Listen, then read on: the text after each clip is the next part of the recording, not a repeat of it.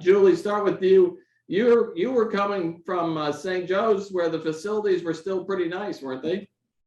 Yes, they were very nice, as a matter of fact. And I was kind of sad that we were leaving there, but yes, they were very nice compared to Dowling's Compared facility. to what Mike was leaving behind. Yeah. Yeah. Mike, I hear stories that I heard a story that one day there was a bit of plaster fell from a ceiling. Somebody thought the building was crumbling down, and they evacuated one of the halls and never fixed the plaster the rest of the school year because they knew what was coming. Yeah, and they, in the wintertime, we were getting vandalized, so they were breaking windows. So we would go to class and there'd be snow on our desks. And they weren't going to fix the windows either, so we would just wipe the snow off our desks and start the class. Oh, Mike. Any snowball fights during class? No, not really. So you were excited for the move? Oh, Mike? yeah. Oh, yeah.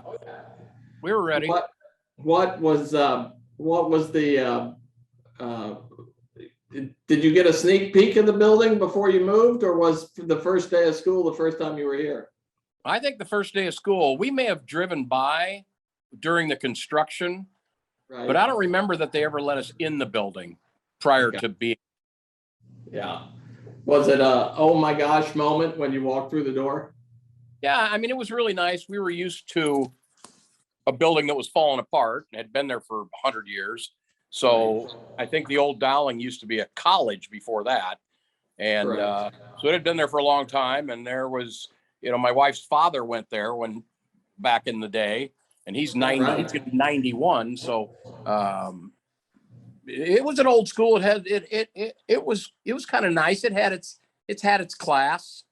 If there was something you could have brought, whether tangible or intangible, from the old campus that you just didn't feel at the new campus, is there anything that comes to mind? Not really.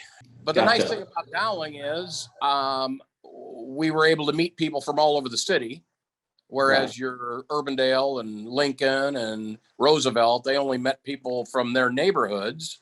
So they went to grade school with them. They went to high school with them. They didn't really branch out. I actually met my wife at school because she was from the South Side.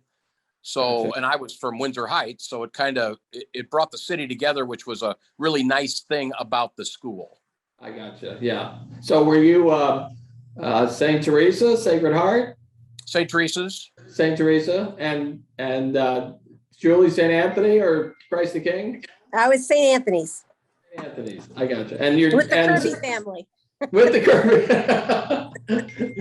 you knew a lot of the priests come from St. Anthony's. And you met at the new Dowling, or had you met before? We actually met on the day first, not even the first day of school, was when we were taking our pictures for our new IDs. Oh my gosh. So it was before the day of school. I was such a baby. You guys are not alone in being Dowling couples, are you? No. In fact, I think there are 5 or 6 couples, high school sweethearts, that got married from our class. From your class alone? Alone, yes. Oh, and I think the class after us had quite a few as well. Isn't that something? So you guys learned quickly how to meet people from the other gender. Well, I don't know if it was quickly. I think it was kind of like these sweet, kind, beautiful girls meeting Animal House. Sweet, kind, beautiful girls. We had met before because when the girls would have a party, big group of the girls would call me, and then I would bring guys that I was hanging out with to the parties. Gotcha. So we had gotten to meet each other a little bit before, but Did St. Anthony's have the best parties? I'm not going to say. I didn't go to very many because I was sweet, kind. Somebody said that the sophomores had it easier because the boys and girls had gone together to school through 8th grade. They only missed 1 year. It was like being away at camp for a year. And then it was no transition for the sophomores, but the older kids, it was more harder. Yeah, I think so. I think though that I just want to say that St. Joseph's Academy probably was one of the greatest experiences of my life because I grew up in the late 60s, early 70s in that timeline. And it gave an opportunity for the young girls to have leadership roles, which they may or not have gotten until later in life. It was right at the coming of age in the 70s, and young girls were getting a lot of women's rights were coming up. And I think that I think we had more of an opportunity to be ourselves, to learn about ourselves, and to have some leadership roles that may or may not have happened if we had gone right into a co-ed school. I think it's a lot different now, but I'm just saying in that era, because of that era, I think that, and I think for the women before us that went to the academy also had more opportunity for leadership roles, especially the ones that came before us. I don't know if you've ever seen the last St. Joseph yearbook, but you get a real sense of exactly what you're saying about the era that we were going through and the women's movement that was getting momentum. You get a real sense of that reading that yearbook. Yes, I have a copy of that yearbook. And it's some things that I kind of forgot about. It's kind of nice to go back to see that. I mean, you see a lot of, like the women were all in leadership roles, and we all were taking part in, home ec was important, but it wasn't nearly as important as it was, back in the earlier days. Right. But I really missed it a little bit. And I think every woman should have a chance, young girls should have a chance to do that. Because I think sometimes they didn't get a chance to become themselves and spread their wings a little bit. Oh, that's great. That's great. Mike, you remember what was on the cover of the last Dowling yearbook from old Dowling? I think it was green. No, it might have been. It was a building exploding. That's exactly right. Yeah, it was a mushroom cloud up of the old Dowling. Yeah. It really, if you put the two yearbooks side by side, it really tells you where both buildings were and where people were coming from. Yeah, we had a couple of newer buildings, but there was several that weren't. And football stadium was a little rough.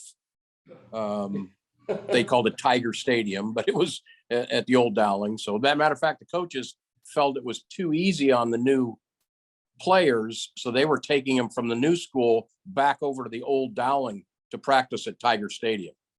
Did they really? Yeah. I wasn't on the football team. My knees were shot by then, but they took them over there. That football field was, it was rough. It was almost like playing in a gravel parking lot. Yeah, that's what I've heard. Oh yeah, there was broken glass in there. There was everything. It made him tough though. That was the first year of playoffs. Yeah. Did you all go over to Iowa City to that game, the championship? Oh, I'm sure we did. We were there. Yeah.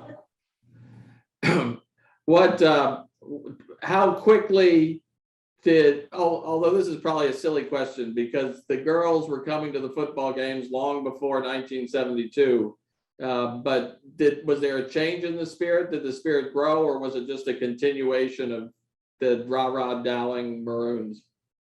I think it was just a continuation. I don't know that there was a lot of change that I noticed. Yeah. Because we always kind of got together a little bit. So, but it was definitely different because there was a lot of girls that came over, guys that were there. So, and some guys, I'm not sure all the guys that went to the old Dowling came to the new Dowling. And I do think there were some new guys that came to the new Dowling, and probably the same for the academy. Yeah, sure. Right. Do you remember, did you drive to school or did you ride a bus or did your parents drop you off? At the new school, I drove. You drove? At the old school, we made several different ways to get there. Some bus, some parental carpools. Right. Well, Bill Kirby brought me to school. Did he? Yes, he picked me up. He and Joe Giudice picked me up and took me to school every day. That's because we were old. We were 16. It's junior year. We all had driver's license, but I didn't have a car. Did you live near Southeast Fourth? Yeah, well, kind of. I was on Southeast Gray Street, so close. Okay. Do you remember driving on campus and the traffic issues that were there the first few weeks? Yeah, one way in, one way out. Yeah. They actually Yeah, expanded the parking lot quite a bit by now, but it Right. wasn't very big then Yeah, right. at the new Dowling. My son probably joined a long line of Dowling kids and had his first fender bender pulling out onto Buffalo Road a couple weeks ago. Oh, nice. Well, we're sorry. Yeah. Well, the traffic was a little bit different then. Dowling was pretty far out. Walmart wasn't even there yet. So I even driving on the freeway was not that big of a deal. There wasn't a whole lot of traffic. Right. Dowling was on the outskirts of town. Yes.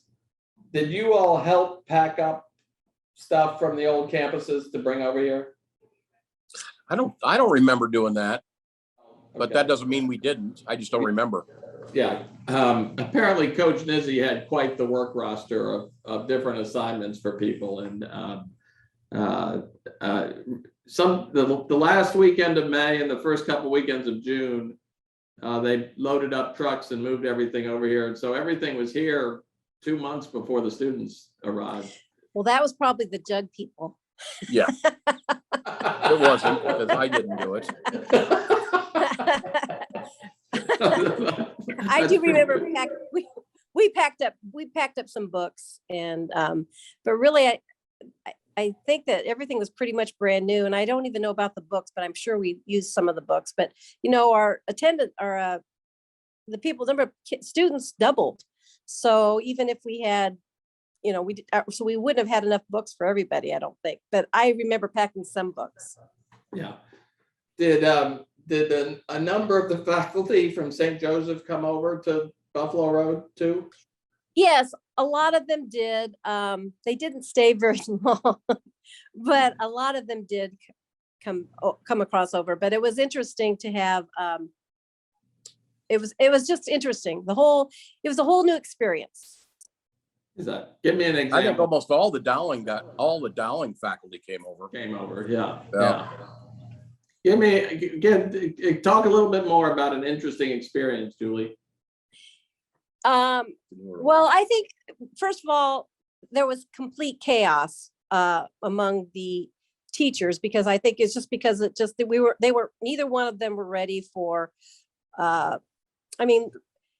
Girls act differently. Young girls act differently around young boys, and I'm sure young boys do as well. And so it's probably interesting to see that in the hallway. I remember feeling kind of intimidated by the senior boys that used to stand in the hallway as we were walking down the hallway to switch classes, because they kind of just stood there against their lockers.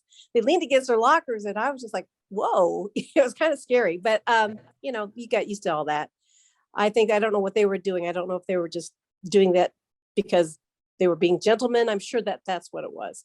They were guarding you. I'm sure they were guarding us, but it was different. And going into classrooms and of course lunches were different. Lunches were kind of scary too, because again, when we went to lunch, we knew it was a smaller group of women and young girls, and when we go to lunch, we knew each other. So when you double the amount of students and you're going to a lunchroom where you don't know anybody, it's kind of intimidating. But I think my most favorite things at the academy where we used to have a grotto, and we would always sit out. We had like a patio kind of sort of thing in between the classes, in between the new building and the old building. And it was just kind of interesting to sit out there and visit during lunch hours and sun. Of course, we'd hike our skirts up and tan our legs, but it was just, again, it was just different being around young men. Yeah, right. But when I'm talking about chaos, I guess I'm talking about, like, I remember every teacher would take attendance, and they would put the attendance slip outside the door on a piece of paper, and every period somebody would go and pull the slips off of the door who was absent. Well, they were having students pick up those slips, and or before the student was picked up the slip, somebody's name would get crossed off the absentee list on the slip. So that Right. was interesting how they changed that after this first year. But it was kind of nice though, because certainly took advantage of that.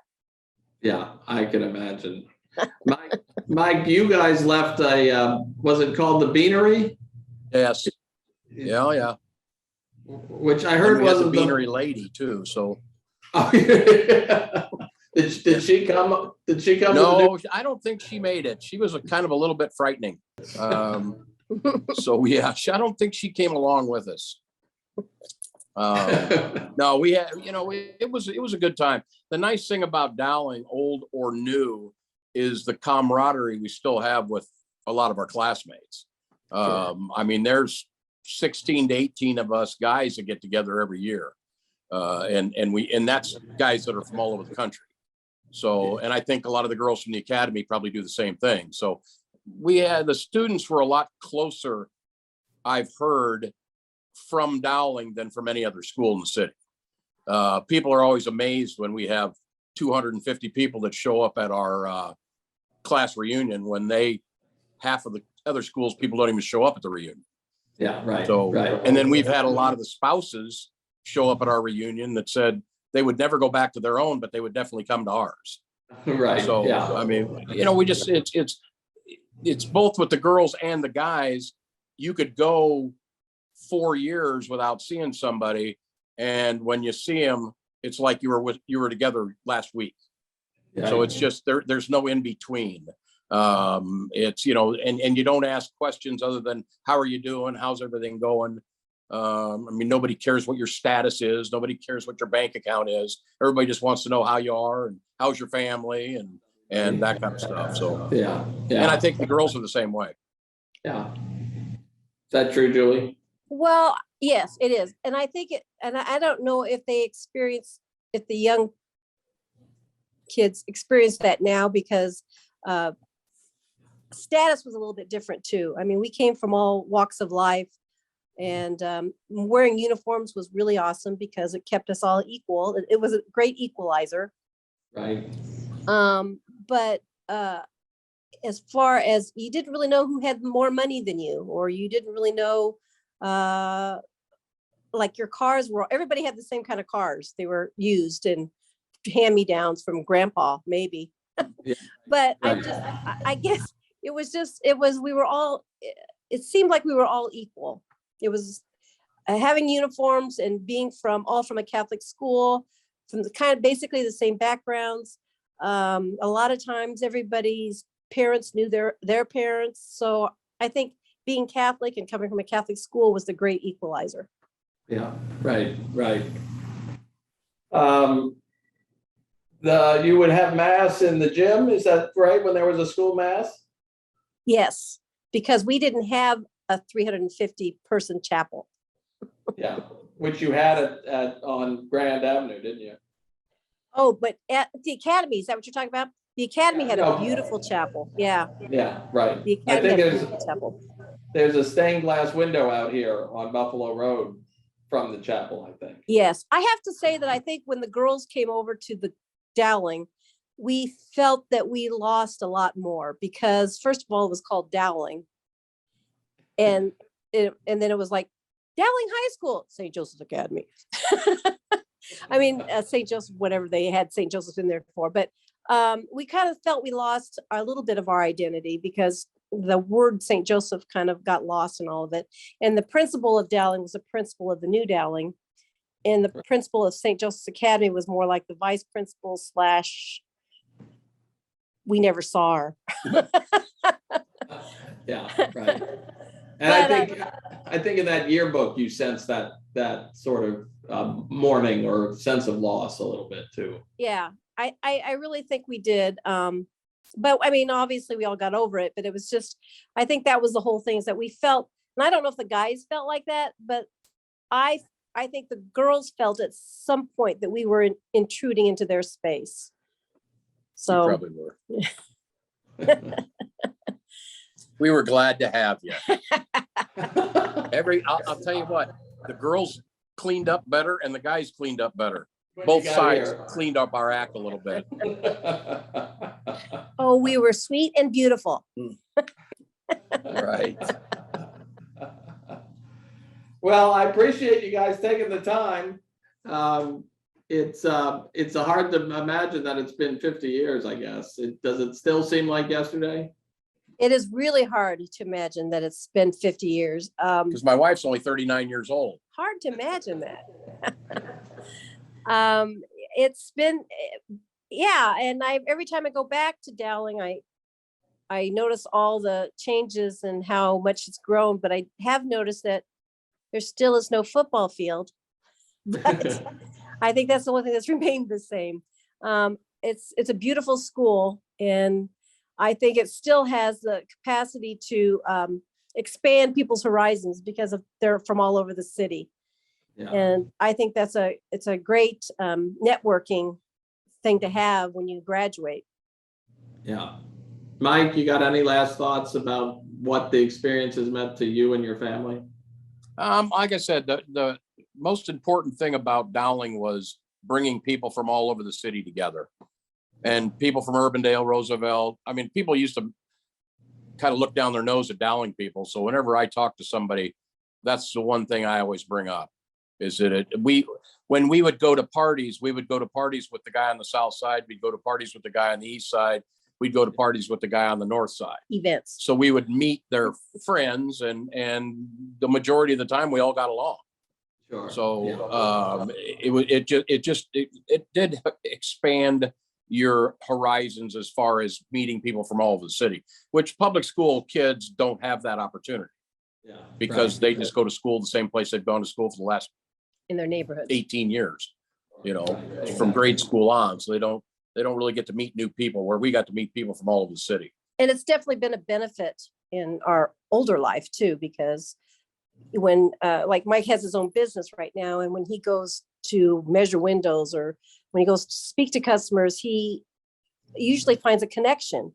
Like no matter what side of town they're on, they might know somebody that he knew at school. But it's a great networking experience as well. And I think I want to say that the spiritualness is important to give your kids some sort of a base, whether or not they become a different religion, whether or not they become Lutheran or Methodist or wherever they go. I think it's great to have a spiritual base that you can't get in other schools.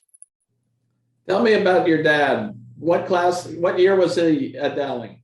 Oh, I knew you were probably going to ask me that. He is 92. So I think he must have graduated in 1945, maybe. I'll have to check that. I'll check for sure and text Kathy, but he went to Dowling, and his experience was kind of like, I don't know that the school changed much when he was there and when Mike was there, except he was the same way. It was a school for, the way I gather from my dad, it was a school for young boys to become young men. And of course, he grew up during the war, and a lot of them left school and joined the army and joined the armed forces. So, but it was a place for these young boys to grow up. But my dad loved the school, as did his siblings. And my aunt graduated from the academy, Darlene Donahue. Oh, wow. Right. Yeah. So so we come from a long line of Dowling people, and it's ingrained in you, I think. Yeah. Isn't that great? Yes. Yes. Did you all have children go through here? Yes. Gosh. Our And children went there too. what are they doing now? Well, the boys, Daniel and Ryan, are working with Mike.